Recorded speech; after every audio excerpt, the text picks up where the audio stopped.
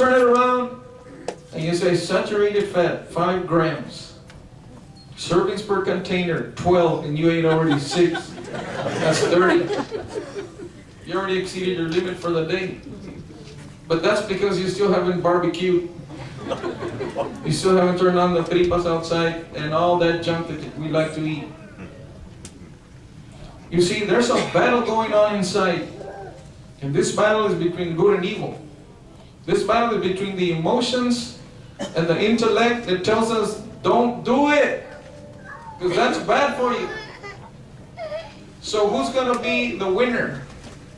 Are the emotions going to win and we're going to dig down into that bucket of ice cream? Or are we going to put it away and say, that's going to do me harm? I don't ever want to die young. If I continue this way, by the time I'm 60 years old, I'm going to have a stroke or a heart attack, and I don't want to be walking around like that. I want to be healthy. So you choose not to eat that kind of food anymore. Now, this is not a nutritional commercial or anything. I'm just giving you an illustration. Because Jesus said this, whosoever loses his life, he's talking about the emotions. Whosoever shall save his life, he said, shall lose it. If you want to be healthy, you got to lose something. You can't have everything. He said, and whosoever shall lose his life for my sake, the same shall save it. Something has to give.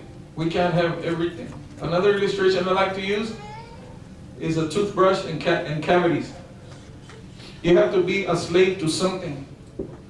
You have to serve something.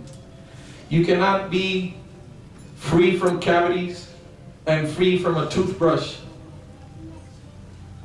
You don't want to brush your teeth, that's fine. You're free from the toothbrush, but you can't be free from cavities. If you want to be free from cavities, then you're bound to that toothbrush. At least once, maybe 3 times a day. Because you don't want your teeth to get rotten. So what is the Bible teaching us? You can't have everything you want. Emotionally, miss. That's why a lot of people are empty. And they don't feel fulfillment. They don't feel any kind of fulfillment in the things of God because they're too involved emotionally. We must count the cost. We must give up our whole life. Now in Matthew 16:24, I'm going to give you that scripture so you can jot it down. Then said Jesus unto his disciples, if any man will come after me, let him deny himself and take up his cross and follow me. For whosoever shall save his life shall lose it, and whosoever will lose his life for my sake shall find it. For what is a man profited if he gain the whole world and lose his own soul? Or what shall a man gain in exchange for his soul? See, the most important thing is your spiritual status before God. More important than fulfilling your emotional needs. That's what we need to realize, that it's going to cost us. Something is going to give. Now, one final scripture and we're done with this. In Colossians 3:3, it says, for you are dead, and your life is hid with Christ in God. Now this life that Jesus is speaking about cannot be seen with the carnal eye. It's hidden to the carnal eye. Tú no la puedes ver, pero la vas a sentir. You cannot see it if you're still serving sin. You're still serving yourself instead of serving God. This life is a hidden life. And only those who have given totally their life to the Lord and walked in righteousness know what I'm talking about. This life is a hidden life that your dad or your mom or your grandpa or your preacher or your pastor or nobody can make you see. Only God can make you see that life. So when God calls us, may we respond to that call that God is calling us to. What is God calling you this morning? What is there in your life that is offending God and God is calling you out of that? There may be so many things that I can run down through a whole list of things that may be involved in our life that God is offended by and God is calling us. Let us return back to God. Let us get out of that situation. Let us heed the call. Let us not harden our hearts.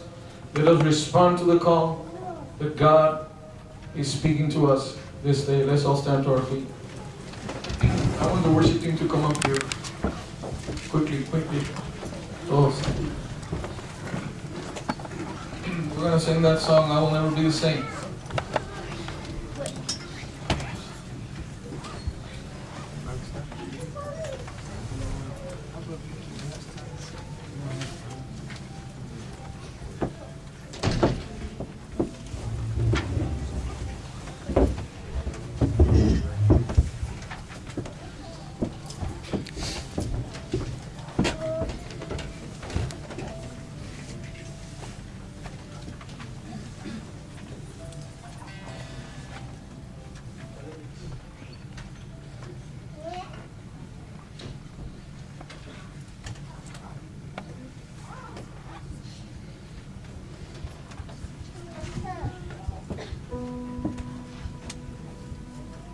I will never be the same.